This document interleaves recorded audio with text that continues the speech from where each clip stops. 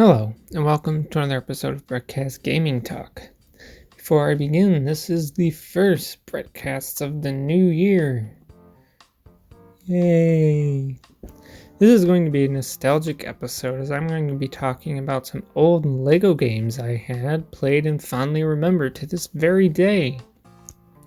Before I ever had a PlayStation 2 and Game Boy Advance, I played video games on the family computer. First game I want to talk about that I played on that very computer is a game known as LEGO Racers 2. No, I never played or had the first LEGO Racers game, only its sequel. I loved the heck out of this game, it was so much fun! This game had a character creator, where you could make your own LEGO minifigure with the options given to you that were very limited. And I had a car creator where you could make your own car by choosing a base and placing bricks on it or just picking an already built car. You started in the wonderful land of Sandy Bay. Sandy Bay is based upon the LEGO town sets. You had to race against and obviously win against Workman Fred, Mike the Postman, Fireman Gavin, and PC Bobby, police officer. Once you won against those four, and you were able to go to the next world, Dino Island. Dino Island was based on the Adventurers sets. Each race had set opponents you'd race against, which included Johnny Thunder, Pippin Reed, Mr. Cunningham, Cassiopeia, Mac, Frankie Solido, and Baron Rosso. There would be 4 normal races, and then you'd basically do a boss race. And the one for Dino Island would be against Sam Sinister, whose car's engine made his car much faster than yours. Once you beat him, he would give you his engine, so now your car speed is increased. The next world you would go to is Mars. This world is based on the Life on Mars sets. Again, you do 4 normal races, and then one against the boss. For Mars, that was Rigel, who drives a big mech instead of a car. His mech had a shield generator that made it not able to be hurt by power-ups, but he could also not use power-ups against you. Once you beat him, he gives you his shield generator, which makes your car much tougher. From there you would go to the Arctic. If it was not obvious, this world is based on the Arctic sets. The boss of this area was known as the Berg. He's a translucent blue looking monster thing.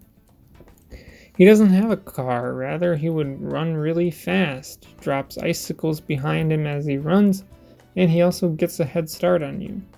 He cannot be hurt by power-ups, nor can he use them. Once you beat him, he gives you the Super Grip wheels that I don't remember. Well, I guess it's not easy. Not hard to figure out what Super Grip wheels do.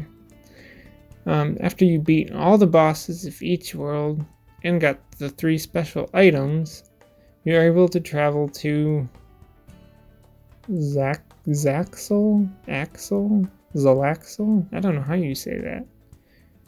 This world is not from any particular LEGO set, but the characters were a part of the LEGO Racers line. In each of the 4 normal races, you would race against Lightor, Warrior, Duster, Ghost, Freeze, Chill, because, Freeze wasn't enough, and Snake. While each race took place in a large arena, the interesting thing about the arena is the landscape would change so that each race was different while still being in the arena.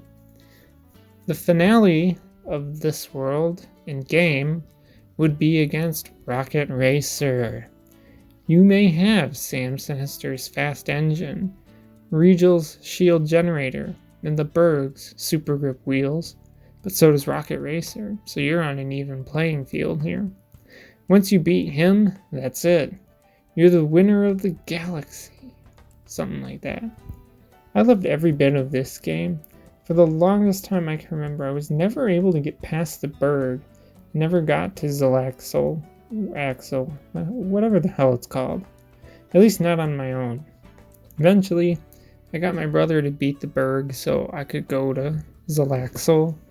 And funny enough, I got lucky enough to beat Rocket Racer on my own. And I still couldn't beat the Berg. What's wrong with that? It was not on the first try, mind you, but I did eventually beat Rocket Racer. This game holds a special place for me. I had the disc for a while, but this is a game that came out in 2001, and at least for me, won't run on a PC that's far better than the PCs that were out in that day, so I couldn't play it now if I wanted to, and I don't have the game anymore. The other game I'm going to talk about is one that is known as Lego Soccer Mania. One of the things I remember about this game was that it had really long loading screens, but obviously the PC I was using in the day was not the best. So you could have 6 people on your team, and as you go through the Lego Cup mode, you can recruit more people and creatures to be on your team. A match plays like much a match of soccer does, but there's power-ups involved to keep things fun and interesting. The point of the Lego Cup mode is there's a character named Brickster who steals the cup trophy that you're supposed to get. So you go across different worlds playing soccer matches against interesting teams. There's pirates, knights, cowboys, Arctic explorers, skeletons, aliens, and the Brickster bots that you play against. The last match is to play against Brickster, who has an interesting bunch of fellows from the teams that I just listed above, or a while ago. You beat him and his team and you get the cup, and you are the super duper soccer champion of the universe. Okay, I made that title up. However, you know exactly what I mean. This game was a lot of fun despite the long load times. Back when I had this game, I was under a time limit for how long I could play video games, so the long load times meant I usually only had time for a match or two before I had to be done. The game was easy, and I never got stuck on it like I did in LEGO Racers 2. This was also another game, like LEGO Racers 2, that I don't have it anymore. I couldn't play it if I wanted to anyway because of how old the game is. These are 2 games that, despite how old they are, I do wish I could play again and see if over time, and with how many different video games I've played, if I've gotten any better at these games. That's all I have to say, so if you're out of the conversation, leave a comment below. As always, thanks for listening, and goodbye.